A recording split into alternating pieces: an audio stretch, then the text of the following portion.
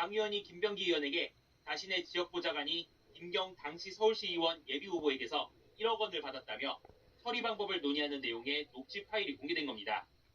저도 잘 모르세요. 하여튼 돈부터 돌려드리세요. 안 받는 거. 그거는 뭐 의원님이 보셔가지고 지금 보셔가지고 던져놓고 나오든지. 강 의원과 김 전 시의원은 지난 2022년 지방선거를 앞두고 공천을 대가로 1억 원을 주고받은 혐의로 구속갈림길에 섭니다. 처음 의혹이 제기된 지 2달여 만 경찰이 두 사람의 구속영장을 신청한 지 한 달가량 만에 영장실질심사가 열리는 건데 현역 국회의원 신분인 강 의원은 검찰의 구속영장 청구 이후 국회에서 체포동의안 표결을 거쳐야 했습니다. 총 투표수 263표 중 가 164표, 부 87표, 기권 3표, 무효 9표로서 가결되었음을 선포합니다. 앞서 경찰은 강 의원을 2차례, 김 전 시의원을 4차례 소환하며 수사를 이어왔습니다. 경찰 조사에서 양측의 진술이 서로 엇갈린 탓에 강 의원과 김 전 시의원의 구속 여부는 공천원금 의혹 수사의 중요한 분수령이 될 것으로 보입니다.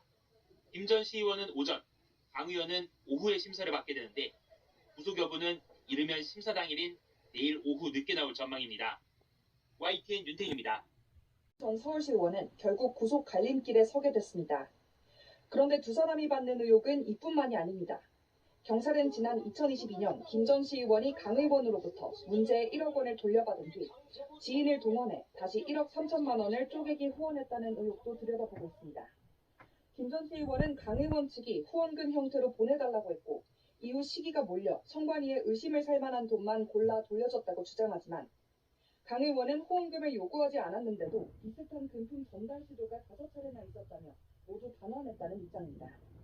김 전 시의원은 지난 2023년 강서구청장 보궐선거 공천 로비 의혹도 받고 있습니다. 앞서 경찰 조사에서 김 전 시의원은 양모 전 서울시의원에게 수백만 원을 건넸다고 인정했는데 양 씨를 통해 당시 후보자 검증위원회 소속이었던 민주당 의원에게 출마를 도와달라는 부탁을 전하려 한 정황과 실제 부탁이 전해진 게 맞는지 여러 사람에게 수차례 묻는 육성 녹취도 확인됐습니다. 비슷한 시기 김 전 시의원이 자신의 후원회장에게 또 다른 민주당 의원 계좌에 차명 후원을 부탁한 정황과 김 전 시의원 회계 책임자가 해당 의원 후원 계좌에 500만 원을 입금한 사실도 확인됐습니다.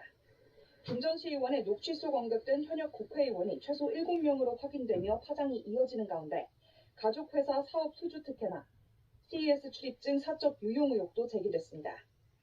경찰이 두 사람을 상대로 남은 의혹들을 규명해 1억 공천원금 사건